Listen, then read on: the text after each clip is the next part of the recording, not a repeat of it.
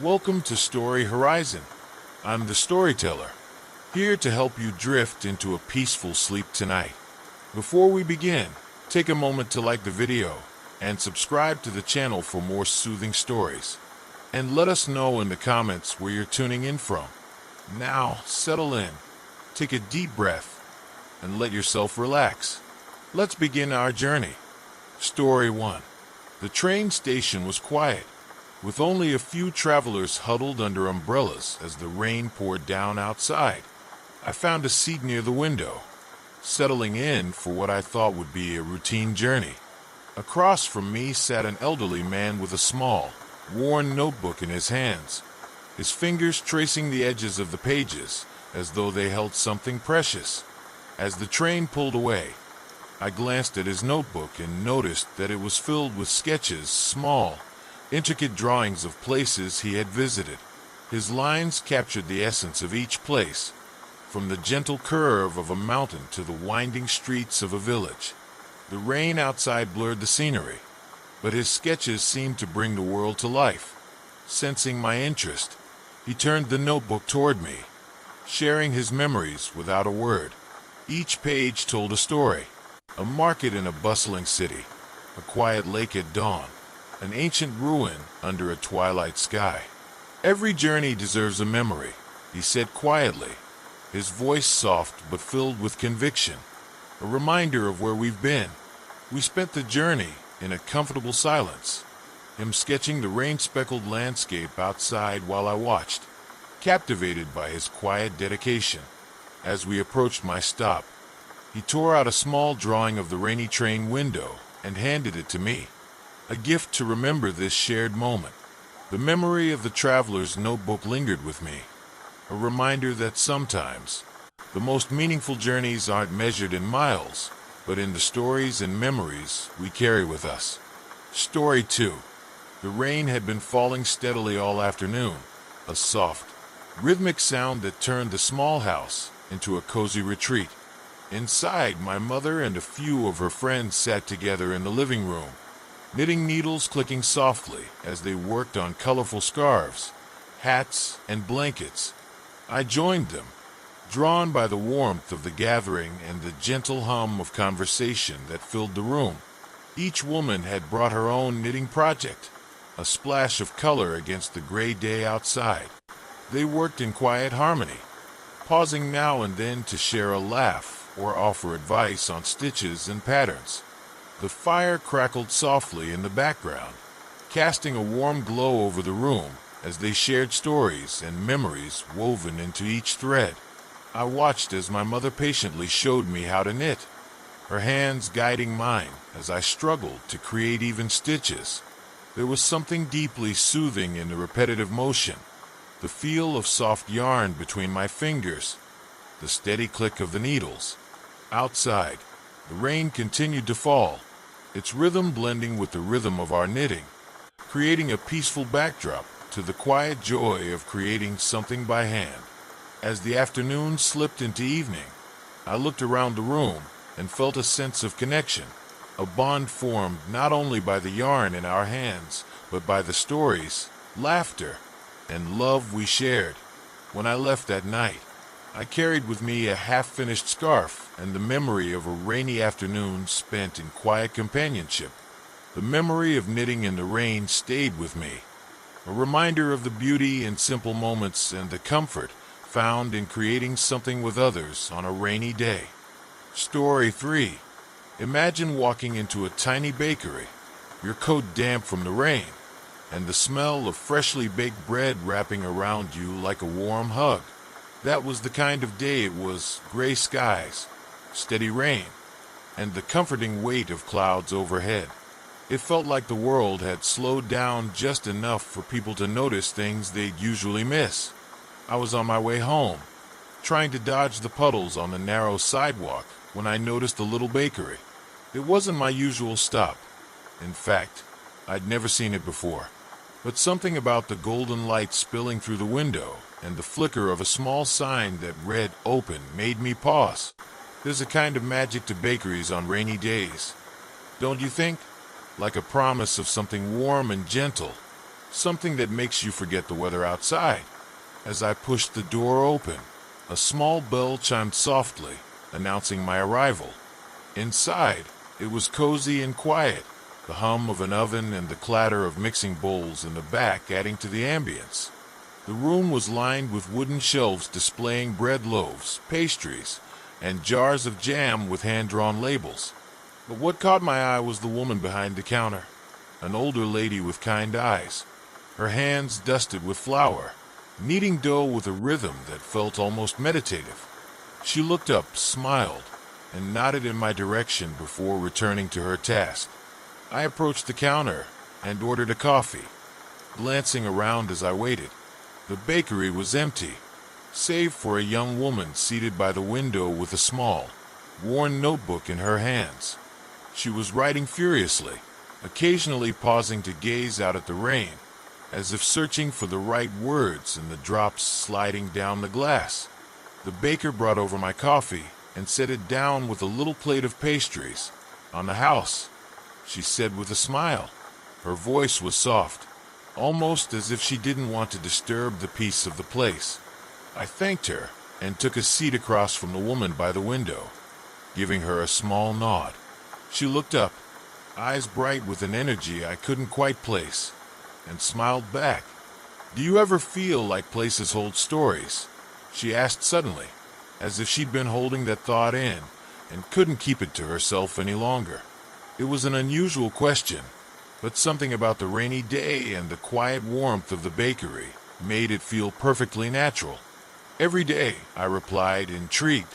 "There's something about the rain, too. It makes everything feel reflective." She nodded, a spark of understanding in her eyes. "This bakery, for example," she said, gesturing around. "It feels like it's seen 100 lifetimes. You know, like people have shared their happiest moments and their saddest ones right here, in this very room." As if on cue, the baker approached us with a fresh tray of croissants. She set them down with a knowing smile, clearly having overheard.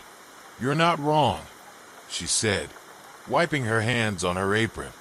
"This place has its fair share of stories." She hesitated for a moment, as if debating whether to say more, then continued. "In fact, I met my husband here and lost him here too." We listened in silence as she recounted a love story that sounded like something out of a novel.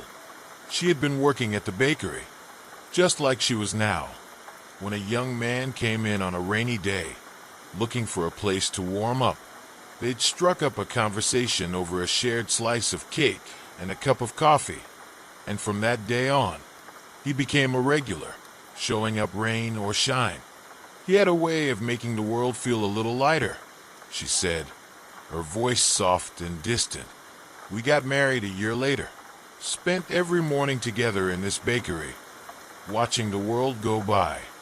She paused, her eyes misting over as she looked out at the rain-soaked street. But one day, he just didn't come in. Heart attack, they said. And just like that, he was gone.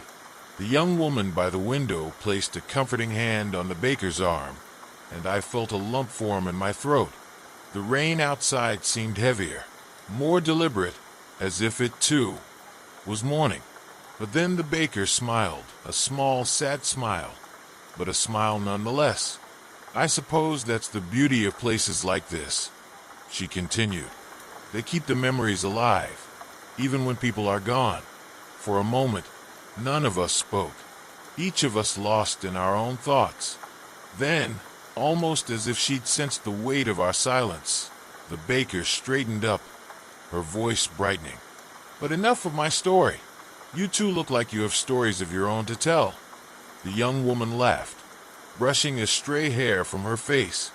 I'm actually a writer, she admitted, looking slightly embarrassed. I come here to get inspired. There's something about the rain and the smell of fresh bread that helps me think. The baker chuckled, nodding approvingly. You see, everyone who comes in here has a reason. I like to think that the rain brings people who need a bit of warmth and maybe reminder of the past. As I finished my coffee, I couldn't shake the feeling that I'd stumbled into something special, something that would linger long after I'd left. I watched the young woman return to her writing, her pen moving with a renewed vigor, and the baker continued her gentle rhythm, kneading dough with hands that held more history than I'd ever know.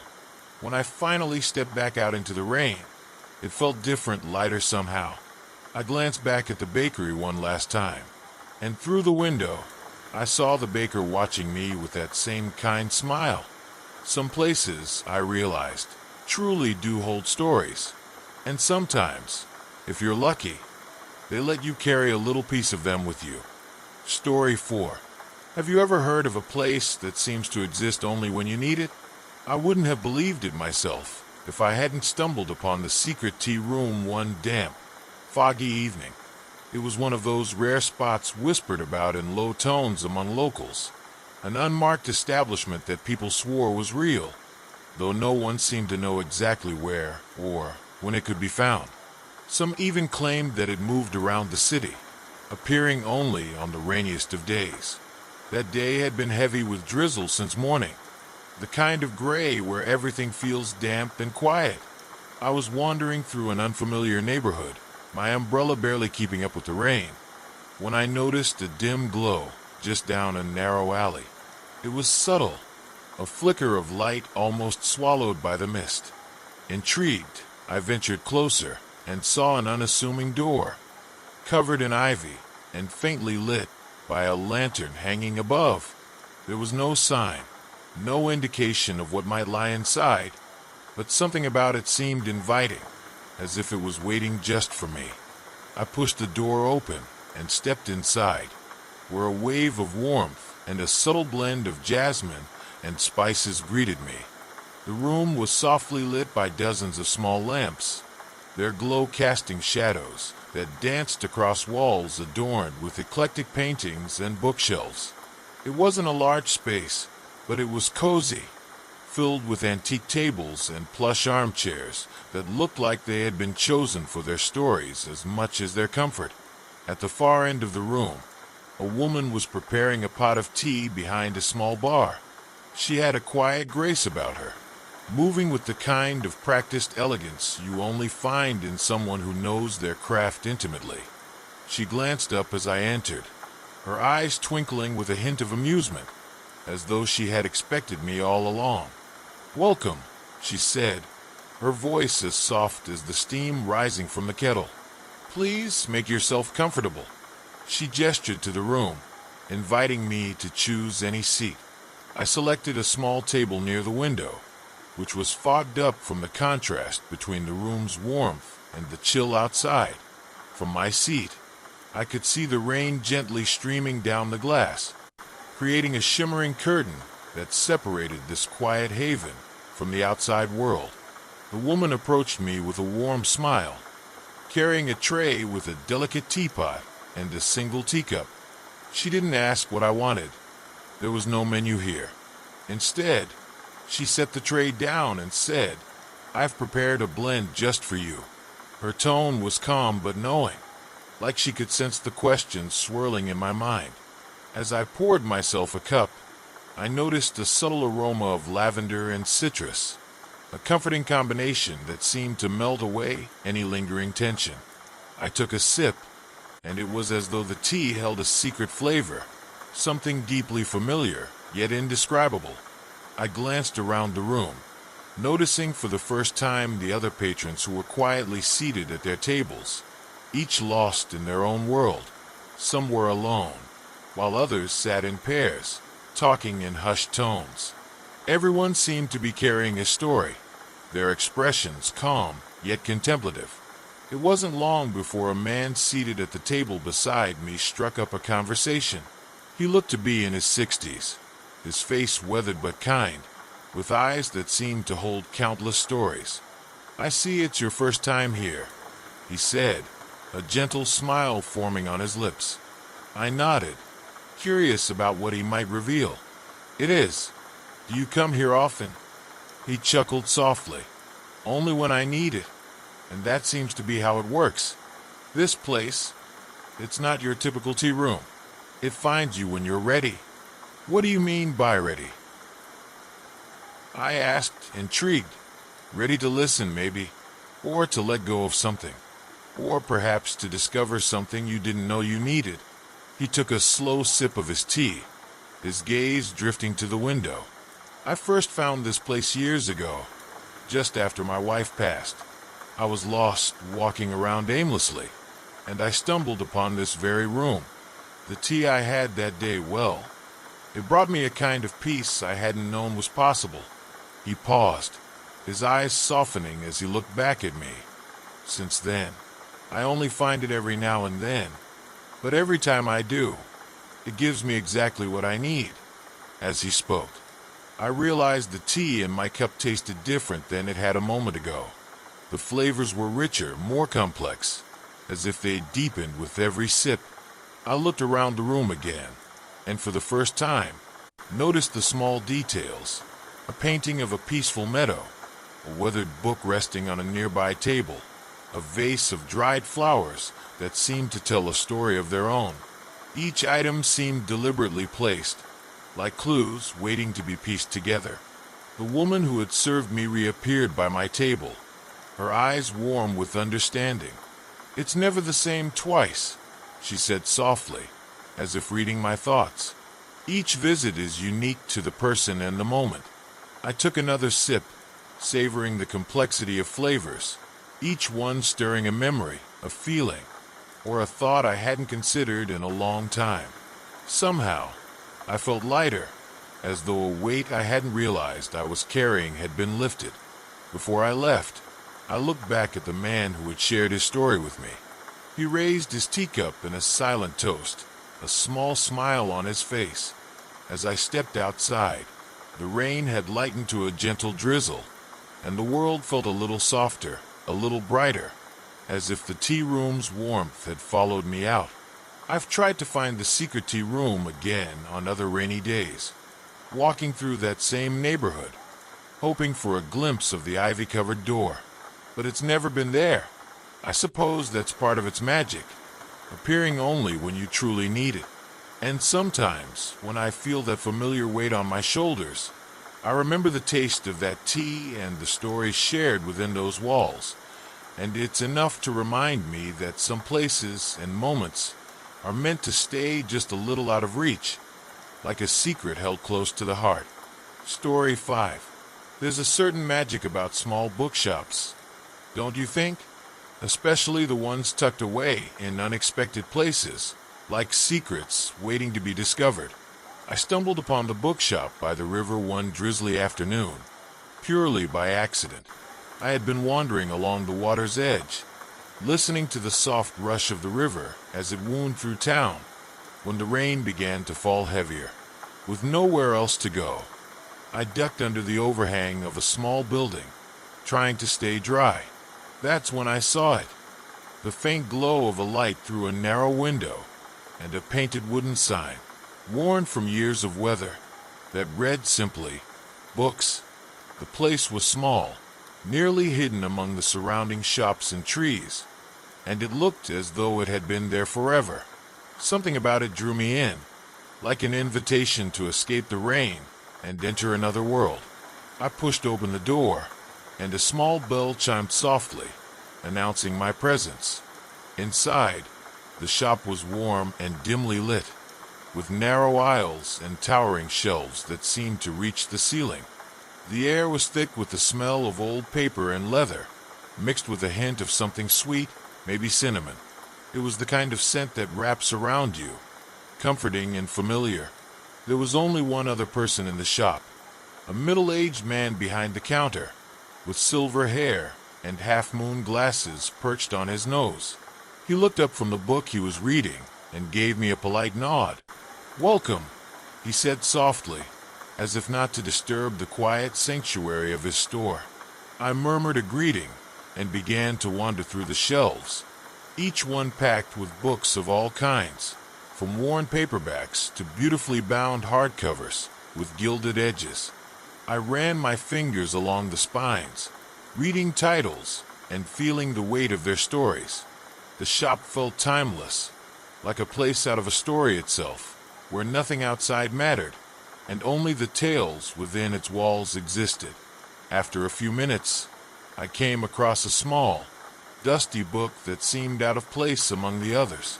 Its spine was unmarked, and the cover bore no title, just a delicate embossed pattern of leaves. Curious, I pulled it from the shelf and opened it to the first page. There, in elegant handwriting, was a dedication. For those who wander, and those who wait. Something about those words resonated deeply, though I didn't quite know why. As I turned the pages, I realized it wasn't a novel or a collection of poems, but a journal filled with letters, each one signed only with initials. Some were love letters, others were reflections, snippets of someone's life laid bare in ink. It felt strangely personal, like I was glimpsing into someone's soul.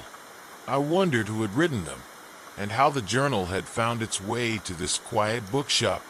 Lost in the words, I hadn't noticed the man behind the counter approaching. He stood beside me, peering over my shoulder with a thoughtful expression. "That one's special," he said, his voice barely above a whisper. "It's been here longer than I have. People come and read it, sometimes for hours, but no one's ever taken it home." "Why not?" I asked, glancing up at him. He smiled, a hint of mystery in his eyes. "Maybe because it belongs here, or maybe because it's still waiting for the right person." I held the journal carefully, as if it might break, and continued reading. The letters spoke of longing, of searching for something just out of reach. They spoke of rain and rivers, of quiet moments and unspoken thoughts. And as I read, I felt a strange sense of familiarity, as though these were feelings I had known, thoughts I had kept hidden, now revealed in another person's words. I spent hours in that bookshop, reading letter after letter, forgetting about the rain outside. When I finally looked up, dusk had settled, casting a gentle glow through the windows. The river outside flowed silently, reflecting the fading light, and the rain had slowed to a gentle drizzle. Reluctantly, I closed the journal, feeling a pang of sadness at leaving it behind. I made my way to the counter, where the man gave me a knowing look. "Found something that spoke to you, did you?" he asked, a slight smile on his face. I nodded, not quite able to find the words. It felt familiar somehow. He nodded, as if he understood. "Books have a way of finding us when we need them," he said, "especially the ones that aren't really books." I considered asking him what he meant, but something told me that some things are better left unsaid. Instead, I thanked him, slipping the journal back onto the shelf where I'd found it. It seemed right to leave it there, like it was waiting for someone else, someone who might need its words as much as I had. As I stepped back out into the cool evening air, I felt lighter, as if I'd left a part of myself behind in that bookshop by the river. I glanced back one last time, watching as the soft light from inside spilled out onto the cobblestone street. It was as if the bookshop had shared a secret with me, one I could carry but never fully hold. Since then, I've returned to that spot by the river on rainy days, hoping to find that bookshop again, but it's never been there. Some people I've told the story to say it was just a trick of the rain, or maybe a daydream brought on by the sound of the river. But I know better. Some places are meant to be found only once, just when you need them, and the stories they hold, well, those stay with you forever. Story 6. It was one of those afternoons when the sky couldn't make up its mind, clouds heavy with rain, hovering uncertainly over the village market. I had ventured out despite the weather, drawn by the promise of fresh produce, local crafts, and the unmistakable charm of our market square. There's something about wandering through stalls and bargaining with vendors that brings a certain warmth, even on the coldest, wettest days. The first drops began to fall just as I reached the market, a light sprinkle that quickly turned into a steady downpour. Vendors scrambled to cover their goods, unfurling tarps and setting up umbrellas in a colorful patchwork of makeshift shelters. I ducked under an awning with a group of other shoppers, all of us sharing an amused, resigned smile. The market was still bustling, though. People in raincoats and hats, clutching bags of vegetables, flowers, and handcrafted goods. Somehow, the rain added to the atmosphere, making everything feel cozier, more alive. The scent of rain mixed with the earthy aroma of fresh produce and herbs, and every stall had something unique to offer. I wandered from table to table, occasionally stopping to chat with the vendors. Each had their own story. A woman selling hand-knit scarves, who told me about her grandmother's patterns. A man selling wild mushrooms, who had spent the morning foraging in the forest. And a baker with trays of steaming pastries, their fragrance curling through the cool, damp air. Just as I was about to leave, something caught my eye. A small spice stall tucked away at the edge of the market, almost hidden under the sprawling branches of an old tree. The stall was simple, just a wooden table covered with jars and bowls of vibrant spices, each one more aromatic than the last. Behind the table stood an elderly woman, her face lined with years of wisdom, her eyes bright and welcoming. She noticed my curiosity and gestured for me to come closer. "Come, come," she said in a voice as warm as the spices she was selling. "Rainy days are perfect for a bit of spice, don't you think?" I smiled and nodded, drawn in by the charm of her words and the rich colors of her spices. She picked up a small glass jar filled with a deep red powder, holding it out for me to smell. "This is sumac," she explained, her voice low and reverent. "It's tangy, almost lemony, wonderful in stews or sprinkled over vegetables." I took a deep breath, the scent sharp and invigorating. There was something grounding about it, something that made me feel connected to the earth. I looked over the rest of her collection: turmeric, cinnamon sticks, star anise, cardamom pods, each one more enchanting than the last. As I admired the spices, the woman watched me with a thoughtful expression. After a moment, she picked up a small pouch filled with an unfamiliar blend of spices: deep orange, earthy brown, and flecks of green leaves. She held it out to me with a knowing smile. "This one," she said softly, "is for those at a crossroads. It's an old family recipe, meant to bring warmth to the heart and clarity to the mind." I was taken aback. How could she know? I had been feeling lost lately, caught between decisions that seemed to pull me in different directions. I hadn't told anyone. Yet here was this stranger, offering me exactly what I needed. "How did you?" She waved her hand as if to brush off my question, her eyes twinkling with a hint of mystery. "The rain has a way of bringing people together," she said simply. "And sometimes the right spice can help us find our way." Without hesitation, I purchased the spice blend, feeling a strange sense of comfort in her words. As she placed the pouch in my hands, she gave me a gentle squeeze, as if to reassure me. "Remember," she said, her voice barely above a whisper, "the answers are often closer than we think. Sometimes, we just need a bit of spice to see clearly." I thanked her and walked back through the market, the rain still pattering down around me. Clutching the pouch of spices, I felt a warmth spreading through me, a quiet confidence I hadn't felt in a long time. The drizzle softened to a mist, and the village market transformed under the gray sky. The colors of fruits, vegetables, and handmade goods glowing with a gentle vibrancy in the rain. Later that evening, I went home and brewed a small pot of tea with a pinch of the spice blend she had given me. The aroma filled my kitchen, rich and comforting, carrying with it the memory of the market, the rain, and the wise words of the spice vendor. As I sipped, I felt a calmness settle over me, a reminder that sometimes the smallest things can bring us clarity. I still go back to the market whenever it rains, hoping to see her stall again. But somehow, it's never there, as if it had appeared just that once, just for me. People say that Old Spice vendors are a common sight at markets, but I know that encounter was special, a moment of quiet magic, brought on by the rain and a pouch of spices that I still keep on my shelf, a reminder of the guidance I found on a rainy day at the village market. Story 7. There's something about the smell of melting wax and faint traces of lavender that draws you in, especially on a rainy day.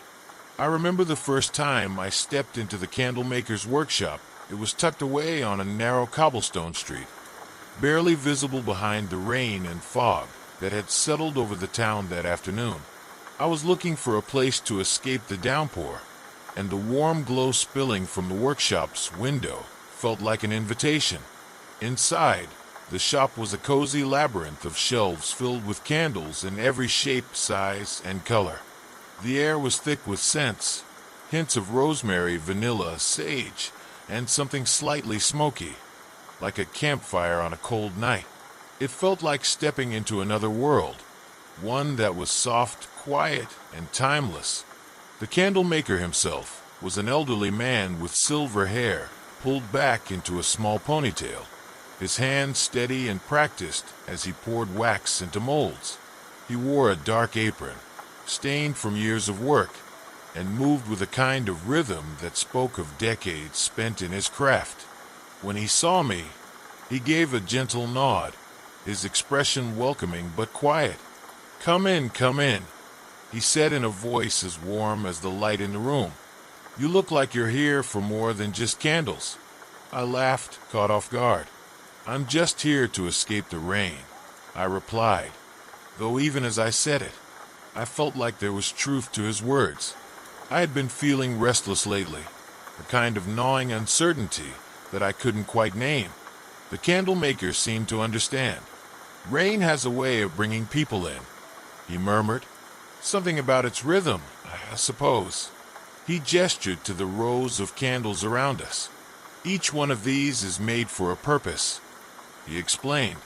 "Candles for peace, for courage, for new beginnings. Every flame has its own story." He motioned for me to follow him to a small table at the back of the workshop. On it sat an array of candles, each with a unique shape and color. One was a deep blue, carved with delicate swirls. Another was a rich, earthy brown, dusted with bits of dried sage. I picked up a small, white candle with a tiny crescent moon engraved on its side.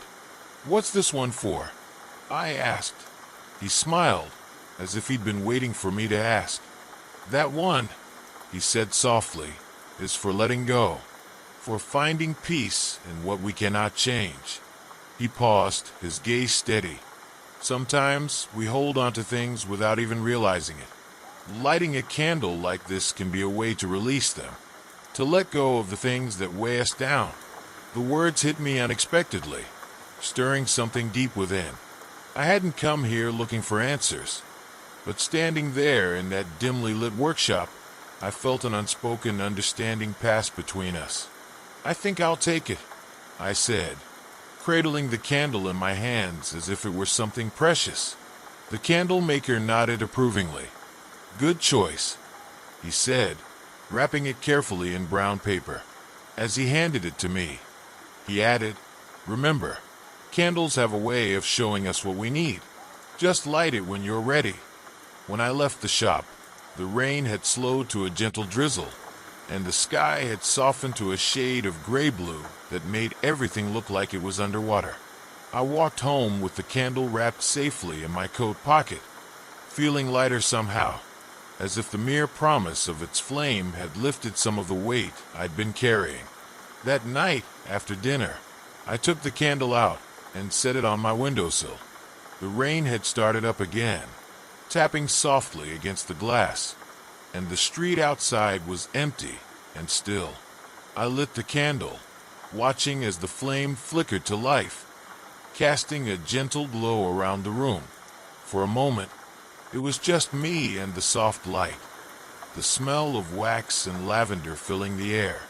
As I sat there, memories began to surface, old regrets, unresolved doubts. things I'd held onto for longer than I cared to admit. I hadn't realized how heavy they'd been until I started to let them go, watching the flame dance as if it were taking those burdens with it. The candle burned slowly, the light steady and warm, and with each passing minute, I felt a sense of peace settle over me. When the candle finally burned out, the room felt different, quieter, calmer, like it was holding its breath. I took a deep breath myself, feeling that some part of me had been released, as if I'd shed an old skin I no longer needed. The next day, I returned to the workshop to thank the candle maker, but the shop was closed, the window dark and empty. I peered through the glass, hoping to see him at work, but the shelves were bare, and the warmth of the shop felt like a distant memory. Over the years, I've searched for that workshop on rainy days, hoping to find that familiar glow in the window, but it's as if it was never really there, like it only appeared in that moment when I needed it most. The candle maker and his wisdom remain with me, though, in the memory of that quiet shop and the peace his candle brought me. Sometimes, on rainy nights, I light a candle and remember his words, letting its warmth fill the room, and I feel as if he's still there, guiding me through the flame.